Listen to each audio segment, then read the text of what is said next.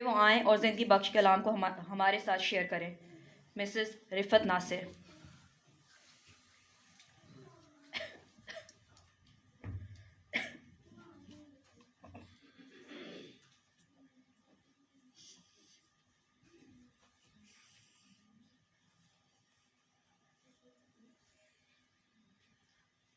Good morning. कैसे हैं आप सब? कैसा लगा आपको रफ़ाक़त ख़वातीन की छोटी सी काविश, छोटा सा ड्रामा?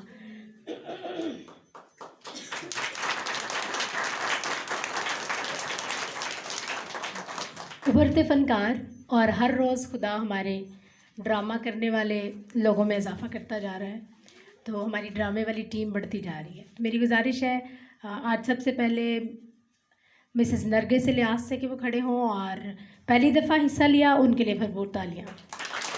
खड़े हों आप। Thank you.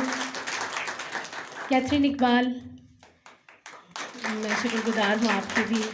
किरण, सब बहुत सारे नए, किरण भी खड़ी हों ज़रूर। किरण निकोदेमस, इनके लिए भी भरपूर तालियां। बाकी सारी टीम भी खड़ी हो। मैं आपकी नहायत तहे दिल से शुक्रगुजार हूँ, आपने हमारे इस प्रोग्राम को रौनक बख्शी।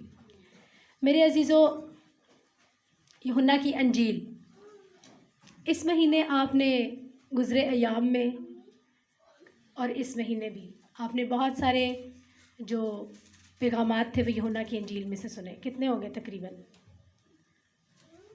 कुछ याद है? नहीं याद? तीसरा कलमा यूहन्ना की अंजील में से, फिर मैं प्यासा हूँ यूहन्ना की अंजील में से, दूसरी अंजील में भी मौजूद है, और फिर तमाम हुआ। हाँ जी जी, 5 और 6, हाँ जी। और फिर उसके बाद आज भी हमने यूहन्ना की अंजील में से इस वाक़े को देखा जो ड्रामे की शक्ल में लेडीज़ ने आपके सामने पेश किया। और यहाँ पर लिखा है कि लेकिन मरियम बाहर कब्र के पास खड़ी रोती रही, और जब रोते रोते कब्र की तरफ झुककर अंदर नज़र की तो 2 फरिश्तों को सफ़ेद पोशाक पहने हुए, एक को सरहाने और दूसरे को फंताने बैठे देखा जहाँ यस्सु की लाश पड़ी थी। उन्होंने उससे कहा, ए औरत, तू क्यों रोती है? उसने उनसे कहा, इसलिए कि मेरे खुदावंद को उठा ले गए हैं और मालूम नहीं कि उसे कहाँ रखा है। यह कहकर वो पीछे फिरी और यस्सु को खड़े देखा और ना पहचाना कि यस्सु है। यस्सु ने उससे कहा, ए औरत, तू क्यों रोती है? किसको ढूंढती है? मेरे अजीज़ों, आज हम 2 वाक़यात पर गौर करेंगे। दोनों ही एक ही मकाम पर हुए, बाग के मकाम में हुए। अगर आप पैदाइश की किताब में चले जाएं तो आपको नज़र आएगा, और इसका ताल्लुक़ एक ही जिन्स से है, यानी औरत से है। दोनों वाक़यात औरत के साथ रूनुमा होते हुए हमें नज़र आते हैं, और हम देखते हैं कि जब पैदाइश में खुदावंद खुदा ने बागबानी करने के लिए उसको अदन में रखा तो उन्होंने क्या किया? फल खाया और उस हुक्म को तोड़कर एक तरफ़ा अहद को तोड़ दिया। इसलिए रोना, दांतों का पीसना, गरिया औजारी, ढूंढना, चीखो पुकार, आज भी नस्ल इंसानी चीखती है, चिल्लाती है और सोचती है कि मैं इस दुनिया से कैसे छुटकारा पाऊँ। अक्सर औरतें जब बहुत तंग आ जाती हैं ना, खुदा मैनू चौकी लेते चंगा है, और फिर मेरी जैसी माएँ, मैं नहीं होंगी तो आपको फिर समझ आएगी कि कैसे काम होना है ना।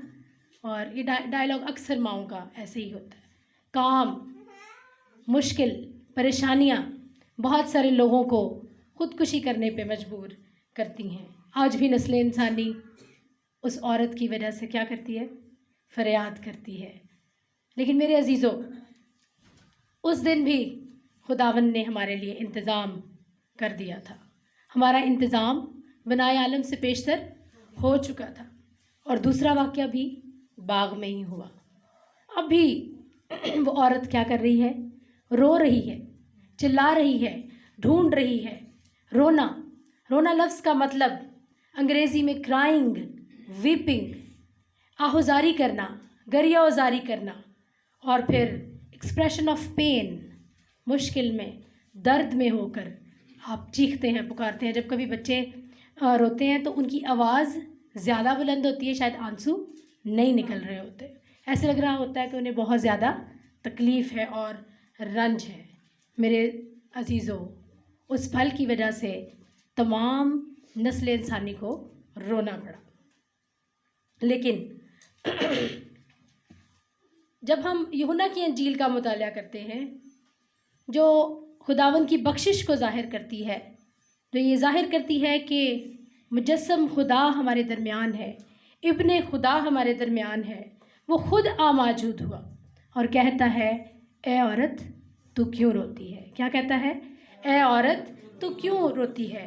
मेरे अजीज़ों, यसु मसीह ने जी उठने के बाद पहली बार मरियम पर ज़ाहिर होकर जो अल्फाज बोले वो यही थे कि ए औरत तू क्यों रोती है। और ये औरत पूरी नस्ल इंसानी को उसको प्रेजेंट करती है और सिंबलाइज़ करते हैं, हम इसको कर सकते हैं कि औरत नस्ल इंसानी को पेश करती है और वो सारी नस्ल इंसानी से कहता है कि तू क्यों रोती है, तू अब किसको ढूंढती है। मेरे अजीज़ों, मरने से पहले खुदावन ने 7 सलीबी कलमात कहे और मरने के बाद, जी उठने के बाद अगर आप इस हवाले को देखें तो 7 ही ऐसे जुमले हैं जो खुदावन ने हमारी तसल्ली के लिए और हमारे ईमान की मजबूती के लिए कहे। और पहला जुमला क्या था? ए औरत तू क्यों रोती है और तू किसको ढूंढती है। और फिर कहा मरियम। तो क्या मरियम पहले तो उसको ना पहचानी, लेकिन जब आवाज़ सुनी तो फिर उसने खुदावन को पहचाना, क्योंकि कलाम मुक़द्दस में लिखा है कि मेरी भेड़ें मेरी आवाज़ सुनती हैं, मैं उन्हें जानता हूँ, वो मेरे पीछे पीछे चलती हैं और मैं उन्हें हमेशा की ज़िंदगी बख्शता हूँ और वो अबद तक कभी हलाक ना होंगी और कोई उन्हें मेरे हाथ से छीन ना लेगा। यसु के शागिर्द ख्वा औरतें हों या ख्वा मर्द हों, वो उसकी आवाज़ को पहचानते हैं और मरियम ने भी उसकी आवाज़ को पहचाना। मेरे अजीज़ों, मुकाशफा उसका 21वां बाब और उसकी 3री और 4थी आयत में कुछ यूँ मरकूम है। फिर मैंने तख्त में से किसी को बुलंद आवाज़ से ये कहते सुना कि देख, खुदा का खैमा आदमियों के दरमियान है और वो उनके साथ सुकूनत करेगा और वो उसके लोग होंगे और खुदा आप उनके साथ रहेगा और उनका खुदा होगा और वो उनकी आँखों के सब आंसू पोंछ देगा। इसके बाद ना मौत रहेगी, ना मातम रहेगा, ना आहो नाला, ना दर्द, पहली चीज़ें जाती रहीं। मेरे अजीज़ों, वादा पूरा हुआ।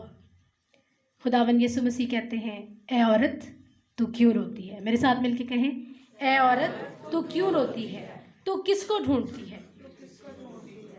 और मेरा और आपका निजात दहिंदा अपना निजात का काम पूरा करके अब हमारे दिलों में सुकूनत करता है। वो ज़िंदा है, उसने हमारे सब आंसू पहुँच दिए हैं। पहुँचे हैं कि नहीं पहुँचे? पहुँच दिए हैं। और वो खुद पूछता है, और ए औरत तू क्यों रोती है, तू किसको ढूंढती है? उसने हमारे सारे दाग धो दिए, उसने हमारे सारे इल्ज़ाम अपने ऊपर ले लिए और फिर वो कहता है कि अब हमें रोने की ज़रूरत नहीं है, अब हमें निजात को ढूंढने की ज़रूरत नहीं है। वो कहता है कि तू किसको ढूंढती है, ए औरत तू क्यों रोती है? अब सब कुछ मुहैया कर दिया गया, अब एक तरफ़ा अहद को दोबारा से कायम कर दिया गया।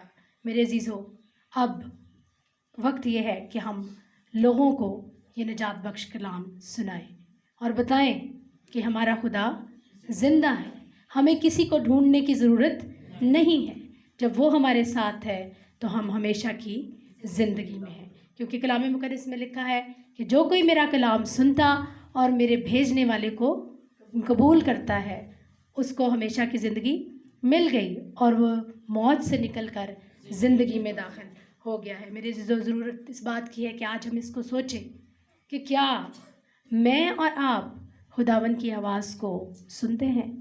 तो ये कहता है कि तू क्यों रोती है, और तू किसको ढूंढती है। खुदावंद आप सबको इस कलाम के वसीले से बरकत दे। आमीन।